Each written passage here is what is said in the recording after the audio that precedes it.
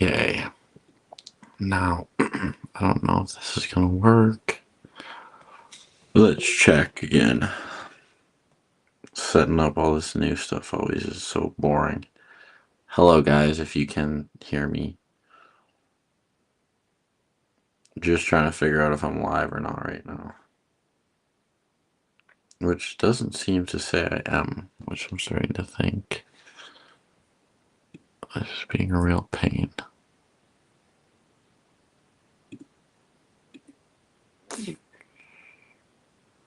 End stream, so I'm live. There's a chat.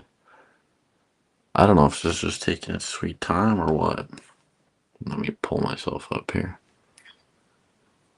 Da-da-da-da-da.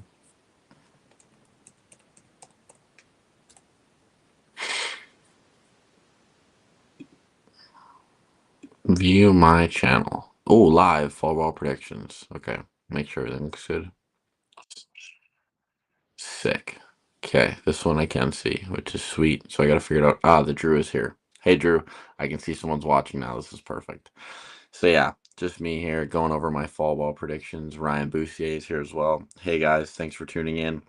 I got my fall ball predictions pulled up on my phone. So I am just gonna go for it. I was live for like 15 minutes, but this wasn't working, and so I already kind of gave some insights, but I'm glad there's people here now who can see this. That's actually sick. So, first match, we have Kyle Evanoff and Evan Ferguson. Now, for those of you that do know, they do have some history. Hey, Dad, thanks for tuning in. Um, but I feel like every time I've seen them pull, Evan has had the upper hand. So I feel like I want to say that Evan has the advantage. But I don't really know how much by Ryan Boussier. That always makes me laugh. Um, I don't know, Kyle. I was talking to him today. He said he's been training really hard, so I feel like he does have a chance, and he's been working on closing the gap. But for the most part, I want to go 65-35 or 60-40 for Evan. He is ranked higher, so he's number 11th right hand, and Kyle Evanoff is number 12th. So I think in order to get that rank, you got to beat him. But I think if you're ranked under, you should be a bit of an underdog, unless there's, some outliers. But what else? Oh, I'm excited for this match, you guys. It is Maria Peterson and Amber Draus. For those of you who don't know, if you're watching live or not watching live, these ladies pulled at nationals twice, and Ambrin ended up getting the best of her both times, which was very interesting because I feel like before that, we wouldn't have seen that. So that put Ambrin at number 2 left hand open, and Maria's number 3 in Alberta. Now, I feel like with men, sometimes there's some flip flops or there's some things like that, but I feel like now that Ambrin has beaten Maria, I feel like Ambrin has Maria's number, and I actually think that she is going to win this super match as well. I don't know if it's going to be 3-0. She may lose one, but if she does lose one, her trick is to not get in her own head. I think she just needs to stay focused and understand that she can do this and she's done it before. And if I'm Maria going into this match, I think, you feel what you felt, see what you can change. She beat you twice, but this is the best of 3, so she has to beat you 3 times. So really adjust and go from there. Yeah, guys. I mean, all these are best 3 of 5 matches, by the way. I think I forgot to mention that at the start. And we'll move on. I'm actually going to go 55-45 for Ambrin. I think it's close, but I do have a slight edge for Ambrin on this one. And then we have super match number 3, which is Kyle Evanoff and Cody Sluggett. This is a left arm match. Cody is ranked number 4 left arm, and Kyle is ranked number 11 on the left arm. Now, personally, I think that Kyle is a pretty big underdog. Cody looked really good left arm in Montana, and I know Kyle has been training hard, and I'm sure he's ready for it, but I think being ready for Cody is like a completely different beast. So I think, after looking at all these, I think this honestly is the biggest mismatch of the card. I really hope Kyle does something. From what he was talking to me about today, he sounds ready, but I just know how strong Cody is. And what do we have here? Are those mega caps? Oh, I have an Alabama, and then yeah, I guess that is a MAGA hat, I think. I think that's that one. Yeah. And then we have Kyle, or sorry. Yeah, I think Cody is just, he's been really hot lately and he's got a streak going on and I think he's going to keep it going. So I would not be surprised if Cody 3-0'd this one. I think it's like 80-20 for Cody. I think Kyle may have a lane or two and he wants to stay outside of straps, but for the most part, I don't think that he'll want to, like, yeah, he doesn't want to go to straps for sure. Up next is super match number 2, which I'm kind of curious why they put it here. But it's Pierre Berube, I believe is how you say the last name. He's from Grand Prairie. He's not ranked left arm in the 220s, and he's pulling Evan Ferguson in the 220s. He's number 12 left arm. Now, I've pulled Pierre, would have been 2 or 3 years ago. It was quite a while ago, but from what I recall, he's good. But the thing is, I feel like people do sleep on Evan's left arm because Evan will kind of show up here and there, or he'll pull a little bit, but he's not always jumping in and out of. Oh, Carolyn, Dakota, hey, time to make supper, friends for the Dakota shipped in live. Good to see you here. I'm not going to be on for too long. I'm just going over the matches. I'm going to cover the event. But we have super match number 2. We have Pierre Berube, or sorry, and then Evan. Like I was saying, I think Evan is a favorite in this. His left arm is actually quite good. It does get slept on quite often though, but for the most part, I think he'll be able to kind of find that Kings and tire Pierre's wrist out if what I remember is accurate. I don't know. Pierre could make leaps and bounds. It's literally been 2 years since I've even seen him arm wrestle, but that either tells me that he's only been training in Grand Prairie or he hasn't really been pulling that much. And I know Evan is always at Edmonton practices. He's always pulling. So in order to get above that and be able to beat that, I feel like that's kind of tough to do. For those of you that don't know too that are watching this, it's the 19th Friday, so tomorrow is super matches at the Jackpot Grill and Event Center in Grand Prairie. It starts at 6 p.m. on Friday, and then Saturday is a tournament following, which is Saturday, September 20th. I'm not gonna want to miss it, guys. It seems like a bunch of really good matches.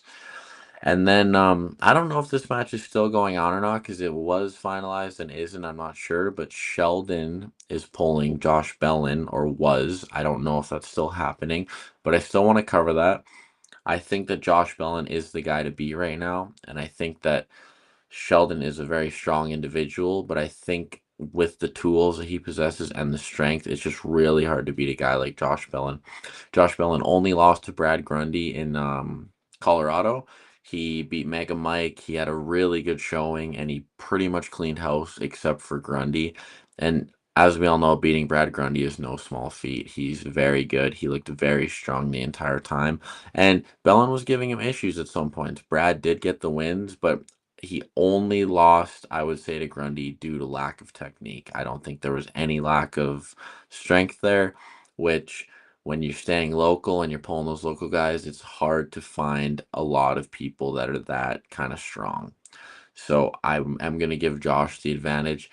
If that match is still happening, because I forgot to look at those when I was talking, I think that is also a big mismatch. I would also put that in the like 85-15 realm. So I actually think Josh would be the heaviest favorite. Take back what I say with the Cody match. I still think that's one-sided, but I don't know. It's tough to say. I know Bellin is just crazy right now, so I'm excited to see that one if it does happen. Then we're gonna keep rolling on. Super match main event, I believe. I don't know. So they're labeled 1 to 5, and I don't know if they're doing one first and then five or five, four, three, two, one because they're numbered and listed backwards. So we're just gonna talk about them all. We have Joe Fox, who is the number 1 right-handed 220 arm wrestler, pulling Cody Sluggett, who is the number 5 right-handed 220 arm wrestler. Now, I'm actually very interested for this match. I think that Joe has a blatant strength advantage, but Cody has came leaps and bounds since we've last seen him on the right arm in a match like this. And I know the way Joe Fox pulls is he likes to kind of get set up into a spot and kind of let people get where they want and then pull through them.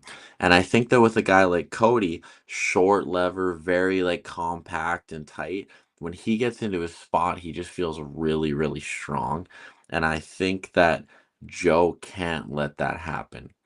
If Joe Fox manages to, you know, pull like I've seen him pull in the past, that number 12 ranked North America Joe Fox, he comes out guns a-blazing, he's hitting hard, he's on point. I think he wins this match pretty convincingly. But we've also seen Joe Fox in the past show up, and he hasn't been the Joe Fox that, goes out and kills everybody.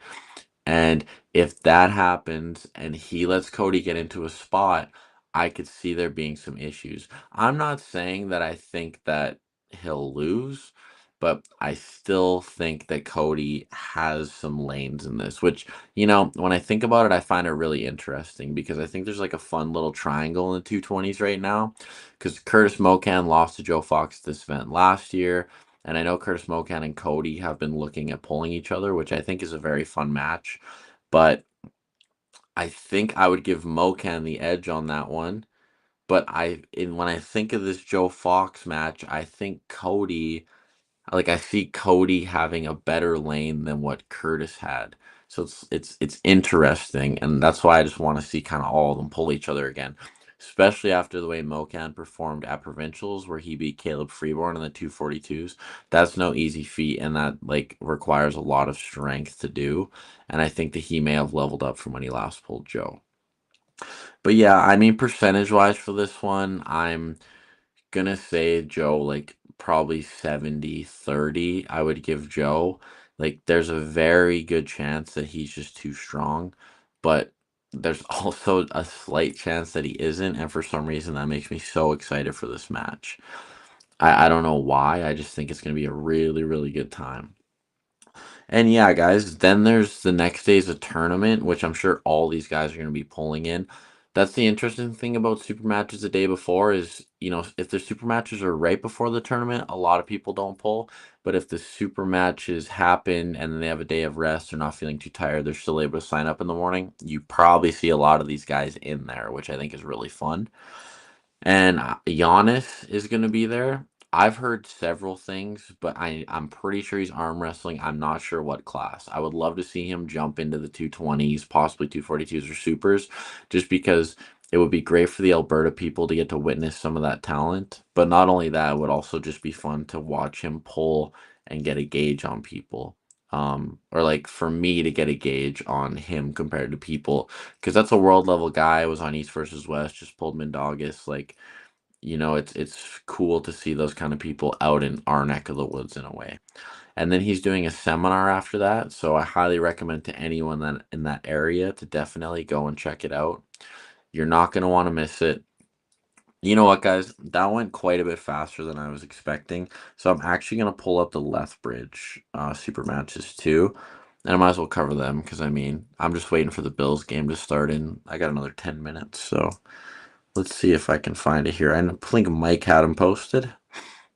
How's everyone doing today? I see there's 5 of you guys, which is awesome. I didn't actually think anyone was going to tune in. So this is sweet. Um, Let me see. Here we go. So we have, oh, it's on a reel, of course. Oh, interesting. There's been some changes, guys. So, oh, 6 people. Hey, guys. So the first one that I want to cover is James Wisnowski from Lethbridge is pulling Brad Prinz, which I'm actually curious about. That's a fun one because I haven't pulled James in a long time. Well, I've practice pulled him, and I haven't super matched him in a long time. I actually don't even know if I pulled him in a super match, maybe just tournament. But Brad is one of my more recent super matches. He's, I believe, my last or second last super match. Second last, last on the right arm, I think. I don't know. I have so many. But Brad, if he has to cut down to 176 for that, he does lose a little bit of strength. And James kind of is a 176 guy as of recently. I'm not sure where they're agreeing to pull. I will give Brad the advantage on that just because he's powerful. I'm just really fortunate. Like Brad always wants to pull me, but I have a really good way of working around what Brad does best, and I take away a lot of Brad's power. But if you don't have the hand set up and everything to take Brad's power away, it's a really bad day. For those of you that watched, I don't know. I wish I would have recorded it. I wasn't even thinking. I thought I was just going to be live and stay live. But when I pulled Brad left in round one, he like had me close to the pin pad, and I had to like, and I was holding, and I was like, oh man, he's gonna pin me. I'll just have to tire him out in round two. And he gave off a little bit. And right when he gave off, I was like, oh, thank you. And I just managed to work my way up and then kind of, do what I do. So, and go from there. But what other? Oh, we have John Griffith and Luke Smith. I don't know too much about Luke Smith, guys, but I know John Griffith is the real deal. Oh, I forgot to say, I will give Brad a 65 for 35 advantage on that one. John Griffith is the real deal, and anyone who's pulling him at his weight is going to have a tough time. So I do think that he is going to win that match. I'll say 70-30 for John. Wow, these are some good matches on here, guys. Then we have Dale Kodak and Jason Shaw. Fun match. Jason is, I don't know. These guys are people who like lately have become more versatile in my opinion. So like these guys, when I think of them, I think hookers for the most part. Jason's got a bit of a top roll, but for the most part they kind of hook. But then I think of lately when Dale pulled Mercer, Dale had to pull out some bag of tricks. He didn't top roll, but when we were after pulling him because his hook was dead, he was showing me his top roll and it felt good. And then Jason Shaw as well, he can sit inside for a long time or go out in the top roll. And he's got a very quick start. Dale has that kind of catch you kind of and hold you. And it can be tough to pull Jason back from that, A side when he gets there. Last time I saw these guys pull in Lethbridge, it was very close, but I know Dale wasn't feeling great. I'm not making excuses against Jason or anything, but I do think that I will have Dale like give him an advantage in this. I don't know how much. I'm gonna say like 60-40. Dale could run right through him, but at the same time, if Jason gets where he's sticky and manages to get another stop like he has in the past, I do think that he can pose problems for Dale, and I think that's a really fun match that you're not going to want to miss, guys. By the way, these are October 11th in Lethbridge. For those of you that don't know, the second half of these that I've been covering. And yeah, we just have our Alberta tournaments have just been going through the roof lately. Super fun. Next match we have just got announced either this morning or yesterday, but it's actually a replacement match. So Andrew Quintana got injured at the Montana States, and Mike was like, "Well, I gotta pull somebody. I gotta pull somebody." And so be it. My last opponent, Ryan Boussier, who I pulled on the left arm, is stepping up to pull Mike Schaff. I think this is a really fun match. The way I beat Ryan with a good top roll and kept him out of his power is the same way I would beat Mike, but I don't really want to bang inside with either of these guys. I mean, I might be able to, but again, I don't want to. I have pulled Mike recently and Ryan recently, and I gotta say, this is a kind of a toss-up match for me, guys. I don't see anyone top rolling. Hey, Killer Cat. I don't see any one of these guys top rolling out of it. I see them going inside, a battle of endurance, testing of the wills, seeing who's gonna set the hook the most, and kind of grind it out. And I'm actually gonna give this a 50-50, but I think that whoever gets to their spot in that hook where they're kind of like this versus like this, I think will win. And I could see this being back and forth. I don't know how good Ryan's endurance is. I know Mike's endurance is pretty good. So I could see Ryan taking the first few and then Mike coming back on endurance. I could see all outcomes on this. I could see Ryan being too much. I could see Mike being too much. It's a really fun match. And although I was really excited for Quintana and Mike, I think that this is also a really good replacement match, and I'm very curious to see what happens of it. The next match we have is a girl named Val Mailman versus Sierra Covert from Montana. Sierra Covert is a very good arm wrestler. When I was down in Montana quite a while ago, I got to grip up and arm wrestle with her, and she is torquey. She's not. I don't think she's quite as strong as Leia, but she has like the same build as Leia from Alberta, and she gets in there. She really goes to work, and I don't know Val too much, so it's hard for me to say. But I know that Sierra is a pretty bad matchup for anyone, and she pulls how all them people down south pull, gets in the hook, grinds it out. Well, down south for us, I should say, but northern states. Yeah, I don't know that one too much, but that's an exciting match, a nice ladies match. I don't know if it's for a title or not, but regardless, it's nice to see some people from the United States coming up to Lethbridge and showcasing their talent on a fun event like this. Speaking of US people coming in, let's keep that rolling for the main event, which is our very own Dustin Houghton, who, if any of you guys know that, any of you know him, sorry, he is fantastic. He won the Arnolds. He's been killing it. Oh, I forgot I can do this show. Ryan with the flexes. Ryan, you got this, man. I'm very excited for your match. It's going to be a great time. I'm going to pull up some comments. I'm going to go back for a second. Drew left a glasses. Ryan said, hey. My dad said, hey. Um, We have Woody UK. Awesome, guys. Sorry, I forgot I had this feature, so now I'm just showing it off. Exciting. Thank you, Carolyn, for this. I appreciate when you shout me out and share me around. It means a lot. And then, yeah, the only thing I know about all these people you're talking about is they would beat me in an arm wrestle. Well, Killer Cat, you know what? Some of these people would beat me too. The main event guys would smoke me. Dustin Houghton, Arnold's winner, super crazy, super good. And he's been pulling for a while. He's got that nice hit, top, left, boom, bang, like just so good. But Tony Tomlinson is no joke. I believe I'm saying his name right. And let me tell you, that's going to be a battle. That's a really fun main event. That's a high level main event match for around here in Alberta. It's super exciting. And I actually, you know, as much as I love Dustin, I think Tony is the man. Left arm, he looked really good in Colorado. He's very strong. I think that Tony has a lot going for him. And I think that Dustin is really going to earn it if he wins, and I really hope he does. I think he has a speed advantage. I'm not sure where Dustin's powers are right now, but Tony he's a big framed guy. So Dustin will be giving up a bit of frame. But with all that being said, I do anticipate Dustin in his home crowd getting it done. 53 to 47 is the advantage I'm going to get it. Ryan said it best here. Tony is so awesome. Excited to see him pull again. Ryan was down there in Colorado with me. Tony looked great. We had him on the podcast through the fingers, and he didn't look that big. And then when I saw him in real life, I was like, oh, hey, how's it going? And yeah, it was just really cool. So yeah.